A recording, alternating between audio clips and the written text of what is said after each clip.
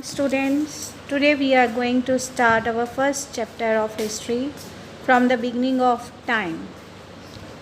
As you see in the pictures, there is apes, monkeys, humans, and tools, various tools used by the early humans, and then the archaeological sites of the humans, early humans. First, we have to start the chapter with evolution of humans, यानी कि मनुष्यों का जन्म कब हुआ।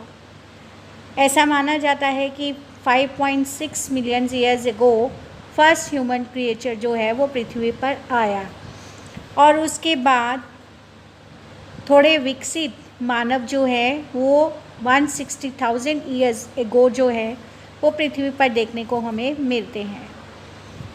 ये मानव जो हैं वो गुफाओं में रहते थे और इधर उधर से यानी कि जंगलों से फल फ्रूट इकट्ठा करके अपने जीवन जो है वो चलाते थे। ये लोग हंटिंग नहीं करते थे।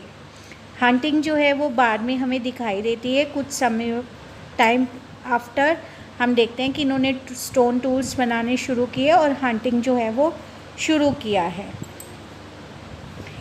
लेकिन बात ये आती है कि हमें ये सारी जानकारी मिलती कहाँ से है। तो students, for that we study our fossils.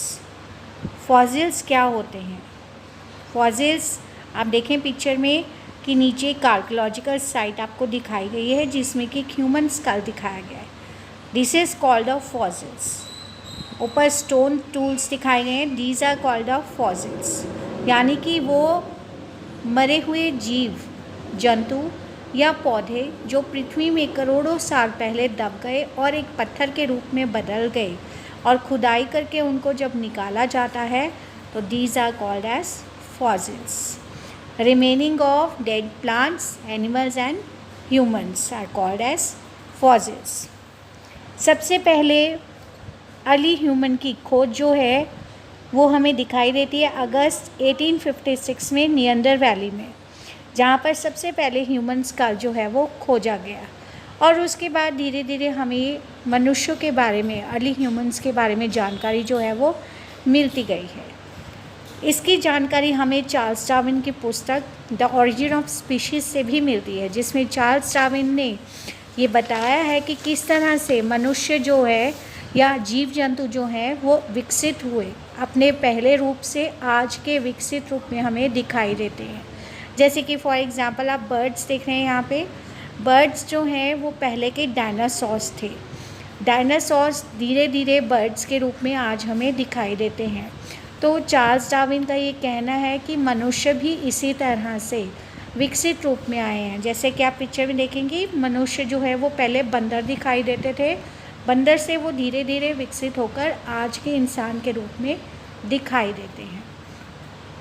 तो इस थ्योरी को ध्यान में रखते हुए हम जो अर्ली ह्यूमंस हैं या स्टोरी ऑफ इवोल्यूशन है उसको हम 3 पार्ट्स में डिवाइड करते हैं। फर्स्ट है हमारे होमो इरेक्टस, जो सीधे होकर चल सकते थे। सेकंड है होमो हैबिलियस, जो स्टोन टूल्स बना सकते थे। और थर्ड है होमो सेपियंस, यानी कि वाइज मैन, जो कि आज के समय में हम लोग कहलाते हैं। तो इस थ्योरी को देखते हुए हम इंसानों को 3 भागों में बांटते हैं। जैसा कि आप पिक्चर में देख रहे होंगे कि वो मनुष्य जो झुककर चलते थे और झुकने के बाद उन्होंने अपनी कमर जो है इवोल्यूशन के साथ साथ धीरे धीरे उन्होंने अपनी कमर जो है वो सीधी करके चलना शुरू कर दिया, और फिर उसके साथ ही उन्होंने औजार बनाने शुरू कर दिए, यानी कि हमारी फिंगर्स ने फ्रीली काम करना शुरू कर दिया। और उसके बाद हमने सोसाइटी बनाई और सोसाइटी में आज जो है वो हम रह रहे हैं जैसे कि हम रह रहे हैं।